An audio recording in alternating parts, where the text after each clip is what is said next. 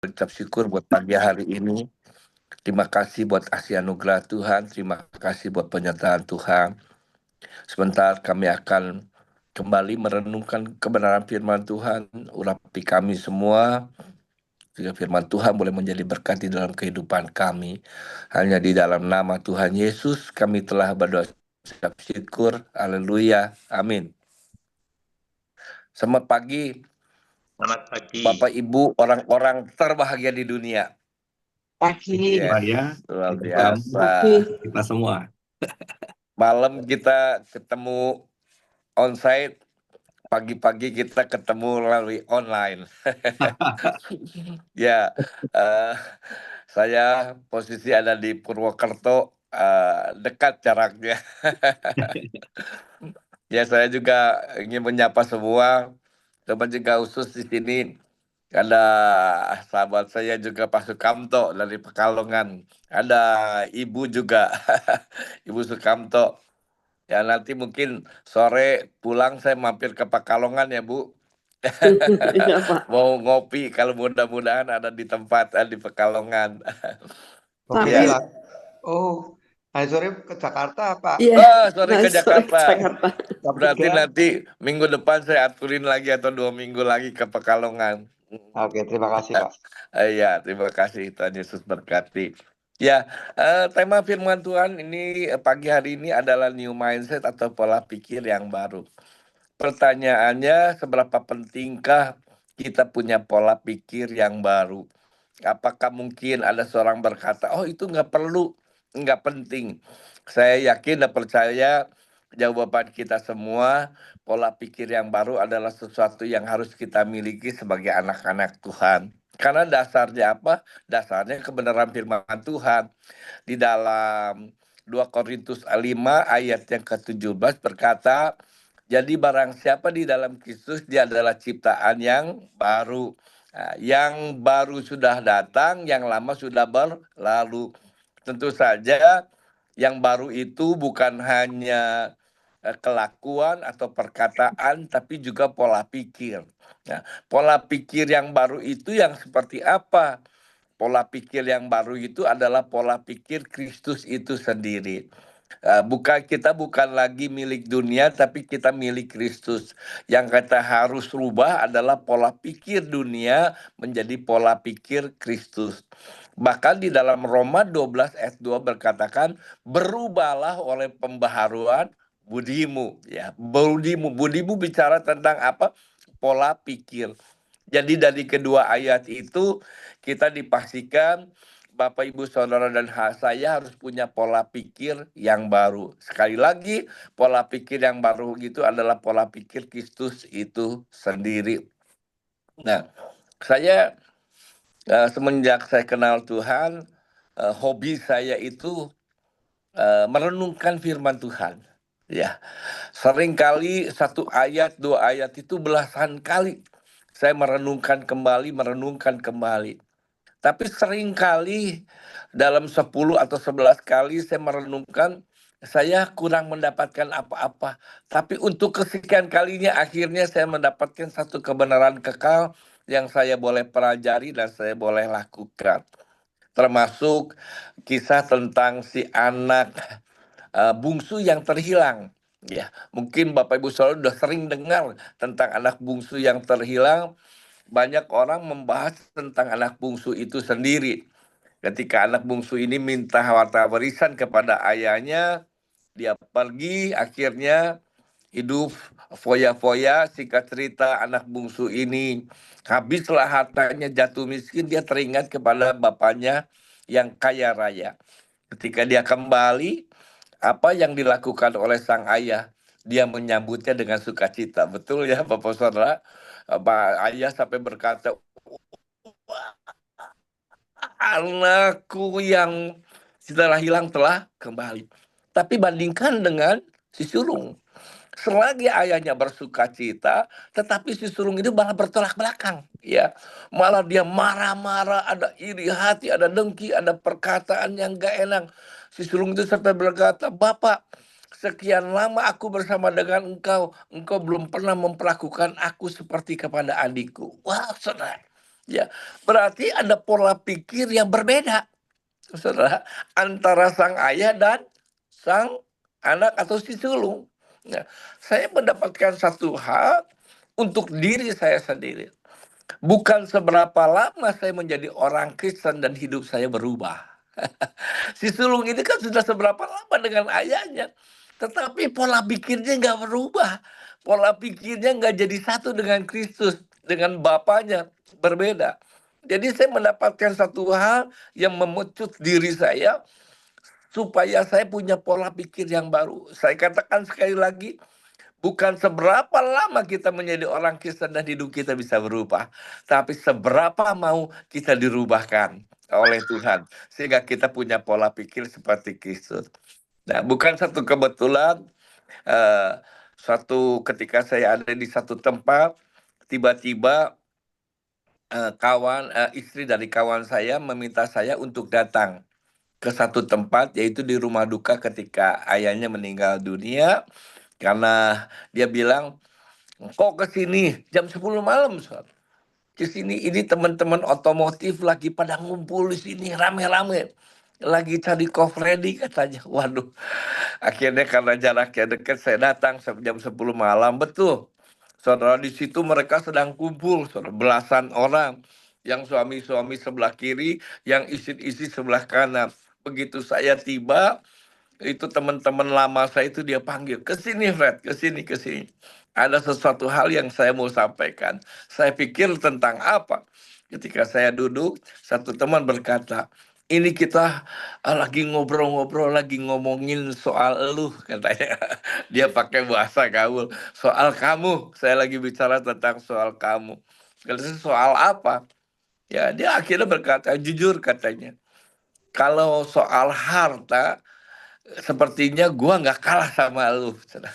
Tapi kalau soal kebahagiaan, sepertinya gua kalah jauh. Kita semua kalah jauh sama lu, katanya. Kuncinya apa?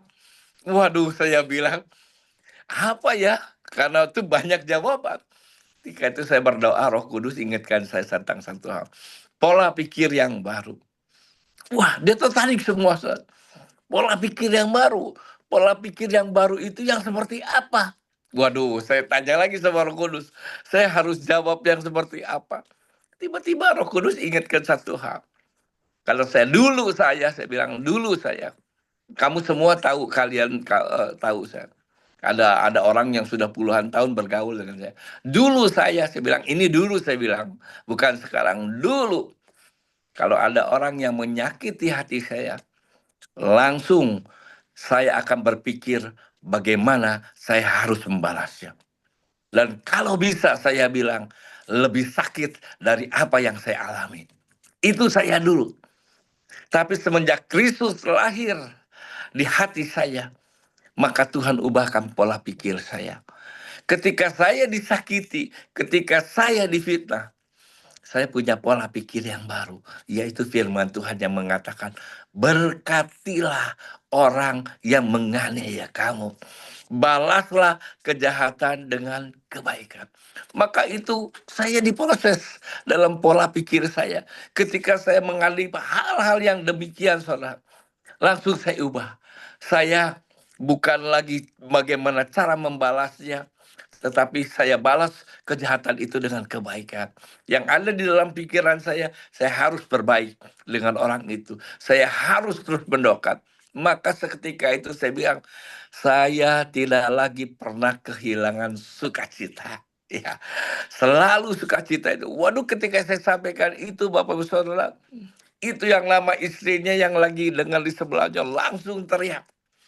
Wah, Bapak, jawabannya itu benar. Nah, itu Papa. Sampai hari ini Papa kehilangan sukacita karena yang dipikirin hanya kesalahan orang.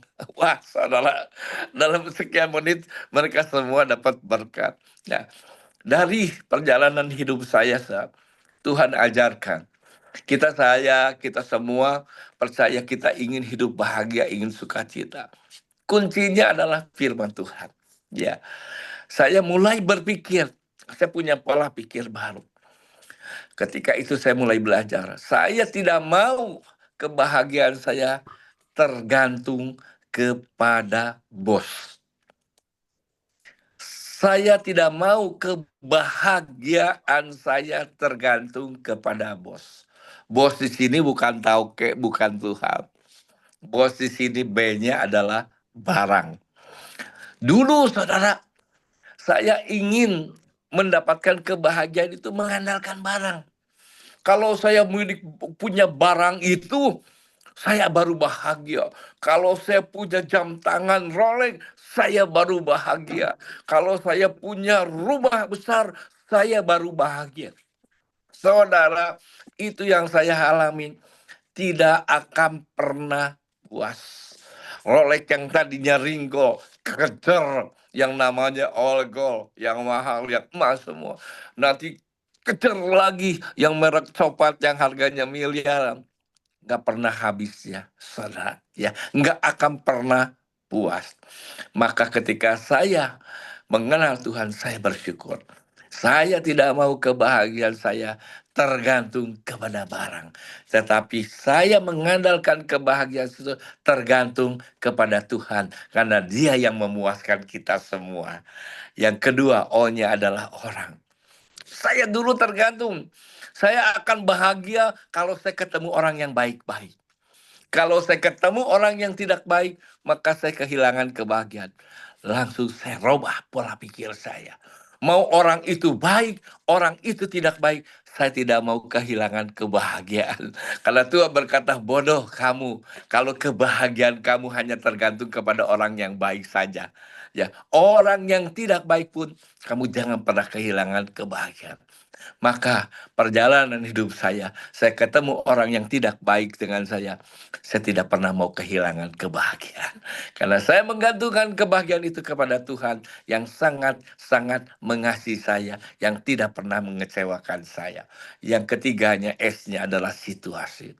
Kita semua ingin situasi yang baik. Tapi namanya kehidupan, bisa saja tiba-tiba sesuatu yang tidak baik, situasi yang tidak datang kepada kita semua. Ya, nah ketika situasi itu tidak baik, apakah kita harus kehilangan kebahagiaan? Saya mulai belajar, baik tidak baik, saya tidak mau kehilangan kebahagiaan karena saya punya Tuhan kepada bos. Nah, hal yang kedua, saya mulai belajar pola pikir tentang keluarga. Nah, kita semua kan mau keluarga kita bahagia. Saya yakin tidak ada satu orang pun yang nggak mau punya keluarga bahagia. Nah, pernah satu kejadian, saudara, apa yang saya takuti, apa yang saya doakan, hampir-hampir terjadi. Ketika anak bungsu laki-laki saya, dia telepon istri saya dalam keadaan menangis. Saudara, ternyata dia ada selisih paham dengan kakak iparnya yang laki-laki. Saudara, saya jujur sekali, seketika itu saya panas hati. Langsung yang ada dalam pola pikir saya apa? Ini anak menantu laki-laki. Anak yang ketemu besar. Berani-beraninya dengan anak yang saya besarkan dari kecil. Saya panas hati, saudara. Ya, seketika itu istri saya juga panas hati. Tutup telepon, saya marah. Saya telepon anak perempuan saya. Saya bilang, kamu kedua menghadap ke sini. Saya bersyukur. Anak saya juga sudah kuat di dalam Tuhan, anak perempuan saya. Dia bilang, papi jangan sekarang. Kita semua nenangin diri, besok kita pasti berdua menghadap ke papi. Oke, saya bilang, saya tunggu. Ketika itu malam saya berdoa. Tuhan, ini yang saya doakan. Ini yang saya tidak mau.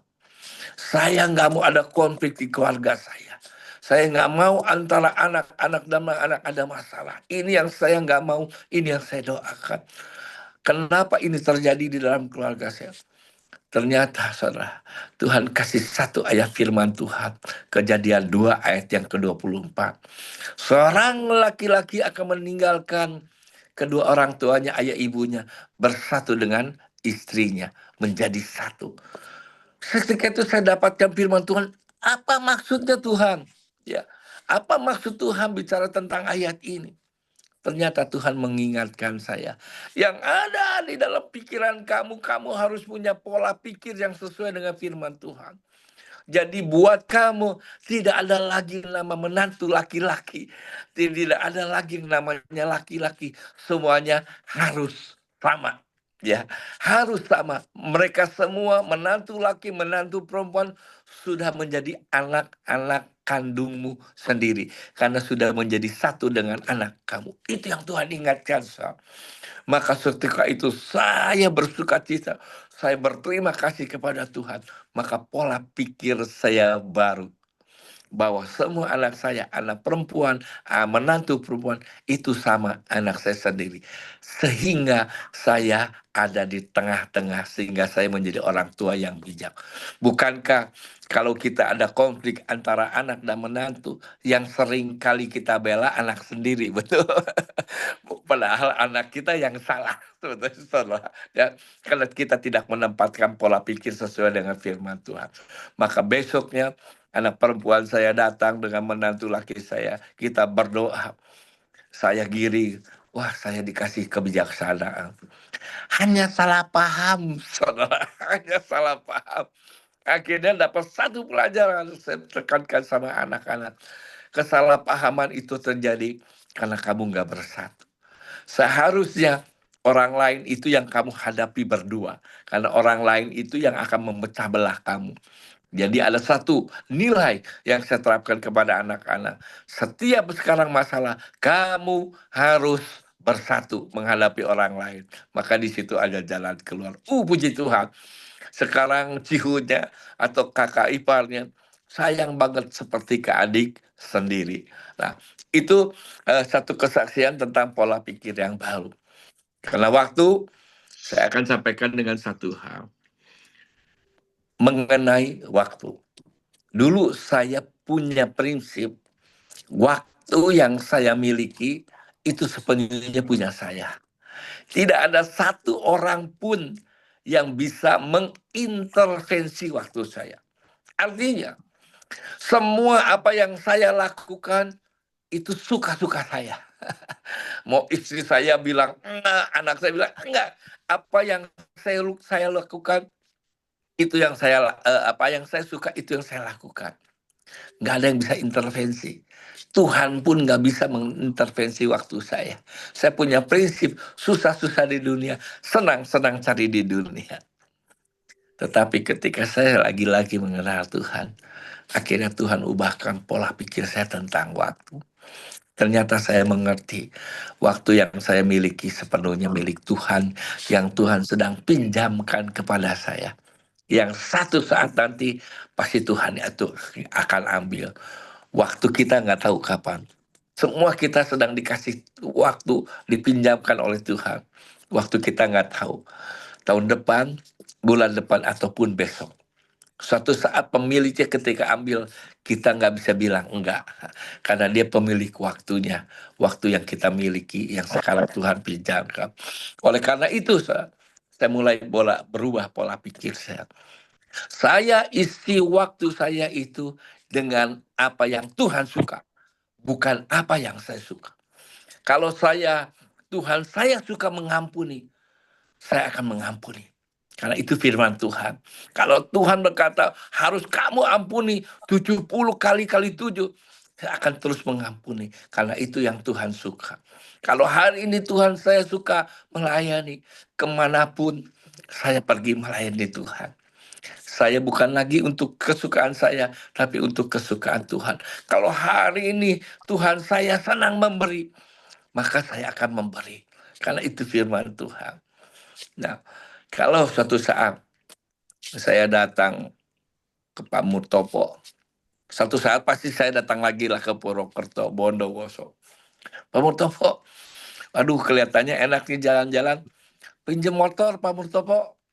Aduh Pak Murtopo motornya bagus lagi. Karena baik kan, Hopeng, pakai aja Pak Freddy, pakai. Oke. Nanti saya kembaliin sore ya Pak. Oke. Ketika saya kembaliin sore, motor yang tadinya bersih dalam keadaan kotor, yang bensinnya tadinya full, tinggal seperempat. Kira-kira Pak Murtopo senang atau nggak senang? jujurlah, ya kita jujur, pasti nggak senang. Sudah dikasih pinjam, motor dikembaliin kotor, bensin tinggal seperempat. Itu pasti manusiawi, ya mungkin nggak diucapkan di kata-kata, tapi ada di dalam hati dan pikiran. Itu wajar. Demikian pun dengan Tuhan. Kalau suatu saat kita kembaliin waktu kita, Tuhan ambil. Apakah waktu itu masih dalam keadaan baik-baik atau dalam keadaan tidak baik-baik? Tapi yang Tuhan mau, kita kembalikan waktu itu dalam keadaan baik-baik saja. Kalau waktu itu saya kembalikan motor ke Pak Murtopo. Pak Murtopo, terima kasih ya, motornya saya pinjamin. Saya bawa oleh-oleh terong raos dari Pananwangi, dari Bandung. Waduh, balik kamsiah Pak Murtopo yang bilang kamsiah Pak Freddy. Betul kita. Demikian pun ketika kita kembalikan waktu kita ke Tuhan, kita bawa jiwa-jiwa. Ya, kita bawa jiwa-jiwa di Wonderful Gospel itu. Bukankah Tuhan akan disenangkan? Malah Tuhan yang akan berterima kasih kepada kita. Amin, saudara. Semoga renungan firman Tuhan pagi hari ini dapat mengubah pola pikir kita. Karena kita adalah ciptaan yang baru sudah datang, yang lama sudah berlalu. Artinya terakhir, apa yang kita pikirkan, itu yang kita lakukan, betul? Kalau yang ada dalam pikiran kita sesuatu yang baik, maka pasti perbuatan itu perbuatan yang baik, sesuai dengan pikiran. Kalau perbuatan baik itu kita lakukan terus menerus, maka itu akan menjadi karakter. Ya. Nah, kalau kita sudah punya karakter yang baik, hasilnya pun pasti hasil yang baik. Kalau di dalam pikiran kita sekarang itu adalah pola pikir Kristus, maka tindakannya tindakan Kristus, maka karakternya karakter Kristus, maka berkatnya pun datang dari Kristus, bukan dari dunia. Kalau pola pikir kita sekarang tentang sesuatu yang suci, maka tindakannya suci, karakternya suci, maka berkatnya juga dari kesucian itu kita bertemu dengan Allah. Jadi betapa pentingnya mindset. Pola pikir kita harus diisi dengan apa? Dengan kebenaran firman Tuhan. Karena itu yang kita mau. Kalau kita isi semua ini sesuatu yang baik. Filipi 4 ayat berkata, jadi akhirnya saudara-saudara, semua yang mulia, semua yang suci, semua yang disebut kebajikan, semua yang sedap didengar, yang manis didengar, pikirkanlah itu. Yang harus ada di dalam pikirkan itu kita semua adalah kebenaran firman Tuhan. Maka tindakannya tindakan firman Tuhan, karakternya karakter firman Tuhan itu, karakter kita sendiri, berkatnya pun dari firman Tuhan. Jadi semoga ini menjadi berkat buat kita semua. Terima kasih, Tuhan Yesus memberkati.